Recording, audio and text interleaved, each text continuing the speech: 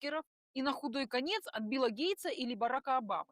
Они ведут себя так, словно для их благополучия никакой угрозы нет, поскольку в противном случае от всей этой левацко-мусульманской шелупони давно бы и мокрого места не осталось.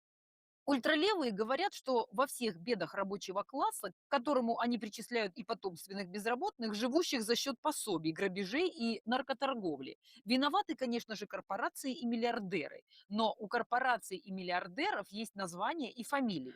Вы слышали, что вы ультралевые их называли? Чтобы они призвали отнять все у Ротшильдов, у Марка Цукерберга, у Сергея Брина. Может быть, я что-то пропустил, но забрать богатство они предлагают только у Илона Маска, да еще и Мамдани слегка похулиганил возле здания Кена Гриффина.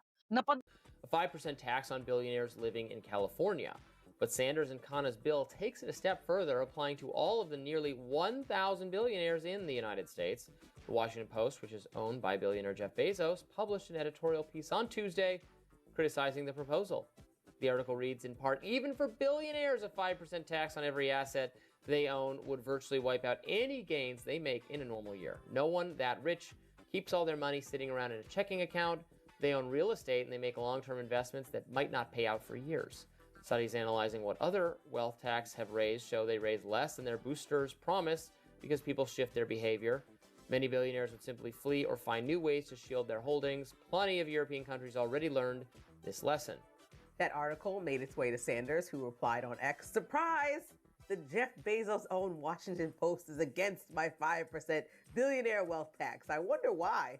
If enacted, Bezos would owe $12 billion in taxes, and an average family of four would receive a $12,000 direct payment. Poor Jeff would be left with just $224 billion to survive. I want to ask you, because they do say people have fled to Florida and Texas. Does the city actually suffer in those times? It doesn't seem like millionaires leaving the city is the threat they think it is, I guess is what I'm getting at. I mean, I'd say a couple of things. Look, you always want to be mindful of what's going to happen to the tax base. But I think the question that the Mayor-elect Mamdani was asking was, well, working people are already fleeing New York. They're already having to leave New York because they can't afford to live here. And shouldn't we care about that too, right? And I said I was going to tax the rich. Well, today, we're taxing the rich. I'm thrilled to announce we've secured a pied-à-terre tax, the first in New York's history. This is an annual fee on luxury properties worth more than $5 million for this penthouse, which hedge fund CEO Ken Griffin bought for $238 million.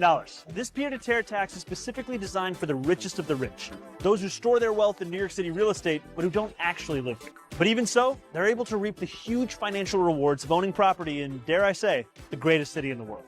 And most of the time, these units are sitting empty, since again, they don't actually live here.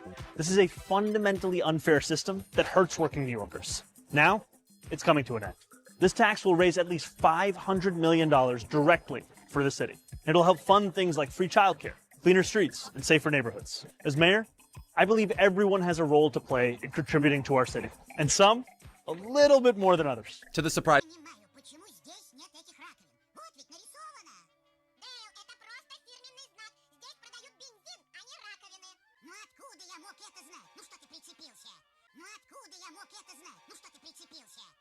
As we libertarians above totalitarians, our guide is the mighty invisible.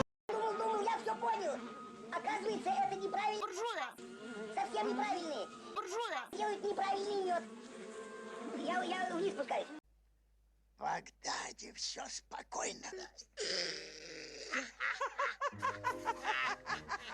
В Багдаде все спокойно, спокойно, спокойно. В Багдаде все спокойно, спокойно, спокойно. В Багдаде все спокойно, спокойно, спокойно. В Багдаде все спокойно, спокойно, спокойно. В Багдаде все спокойно, спокойно, спокойно. В Багдаде все спокойно, спокойно, спокойно. В Багдаде все спокойно, спокойно, спокойно. В Багдаде все спокойно.